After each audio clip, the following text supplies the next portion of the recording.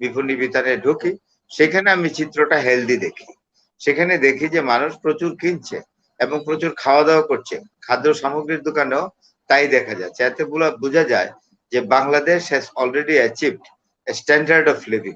অর্থাৎ ক্যাফেতে যায়, তারা খাওয়া দাওয়া করছে, সেখানে ফাস্ট ফুড খাচ্ছে, বা কেউ ডিনার করছে, কেউ লাঞ্চ করছে, কেউ কফি খাচ্ছে। এতে বোঝা যায় যে মানুষের জীবনের বা বাংলাদেশের মানুষের জীবন যাত্রার মান বৃদ্ধি পেয়েছে। এতে তারা চা খাচ্ছে, কফি খাচ্ছে, অন্যান্য ফাস্ট ফুড খাচ্ছে। সুতরাং এতে বোঝা যায় যে মানুষের স্ট্যান্ডার্ড অফ লিভিং বেড়েছে। বাংলাদেশের মাথাপিছু আয় ৩ লক্ষ টাকার অধিক, বা ৩ লক্ষ যাই বলেন না কেন, হ্যাঁ এটা একটা স্ট্যান্ডার্ড অবশ্যই। কারণ সরি, এখন কিন্তু একটা জিনিস দেখা যায় যে মানুষের ক্রয় ক্ষমতা বৃদ্ধি পেয়েছে। ২ নম্বর যেটা, মানুষের স্ট্যান্ডার্ড অফ লাইফ সেটা বেড়েছে।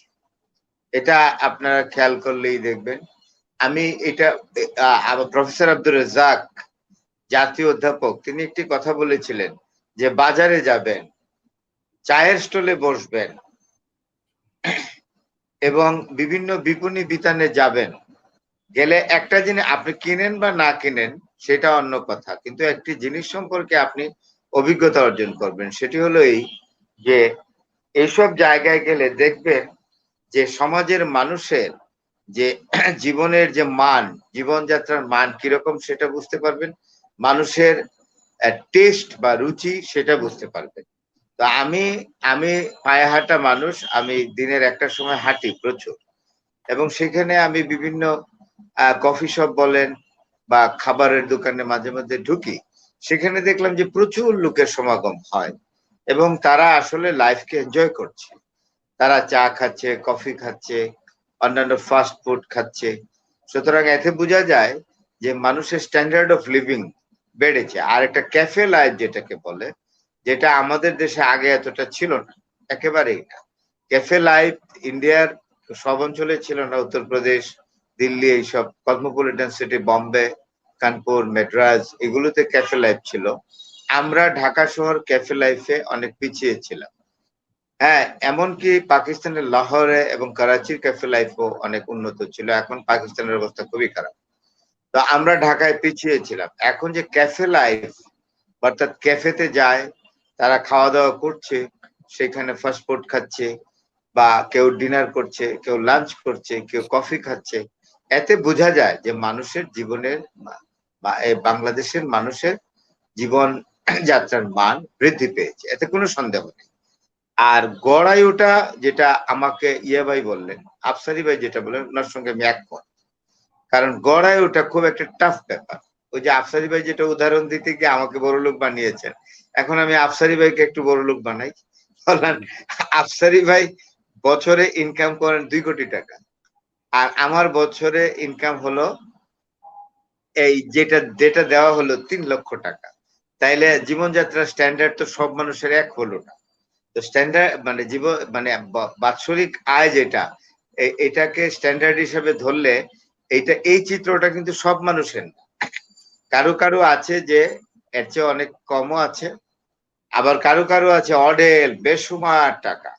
তো সুতরাং এই যে মাথাপিছু গড় আয় বাৎসরিক, এটা একটা টাফ ব্যাপার। এটাকে ঠিক মানদণ্ডে আনা খুবই কঠিন, এবং বিশেষ করে থার্ড ওয়ার্ল্ড কান্ট্রি দেশগুলোতে এটা অত্যন্ত জটিল একটি বিষয়। আমরা জীবনযাত্রার মান যে ৩ লক্ষ টাকা আয় বেড়েছে, এটা বললে বোঝা যাবে না যে সব মানুষের জীবনযাত্রা খুবই খারাপ, আবার এটাও না যে সব মানুষের জীবনযাত্রা মান খুব উন্নত। কোনোটাই কিন্তু বলা যাবে। কারণ এখানে কম বেশি উঠানামা আছে। পার্সন টু পার্সন বাৎসরিক আয় অবশ্যই ডিফার করে, এবং এটা অতিমাত্রায় ডিফার করে তৃতীয় বিশ্বের দেশগুলোর মধ্যে। সুতরাং আমাদের যে আজকে যে আয়ের ব্যাপারটা হলো, এটা এখন দেখতে হয়, এটা জটিল। এটা যে স্ট্যান্ডার্ড অফ লাইফ নিরূপণ করা খুব জটিল।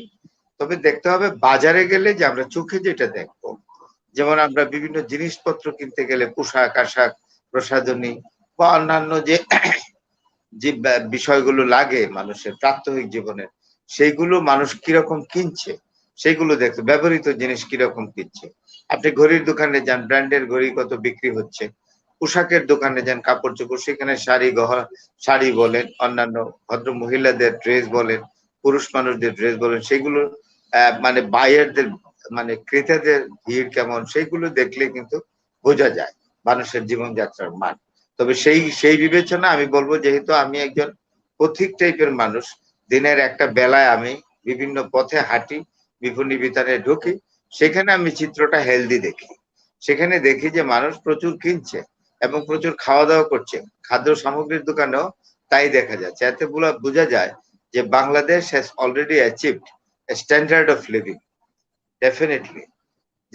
যেটা পাকিস্তানের চেয়ে অনেক বেশি, যেটা শ্রীলঙ্কার চেয়ে বেশি, যেটা নেপালের চেয়ে বেশি, সেটা ভুটানের চেয়ে বেশি, এই সকল রাষ্ট্রগুলোর চেয়ে অবশ্যই বেশি। এবং আমি এটাও বলবো, এবং এটাও সত্যি, ভারতের কোন রাজ্যের চেয়ে বাংলাদেশের স্ট্যান্ডার্ড অফ লাইফ অনেক বেশি।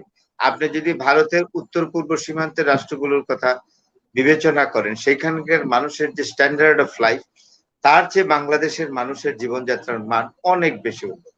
এই কথা সবাই স্বীকার করবে।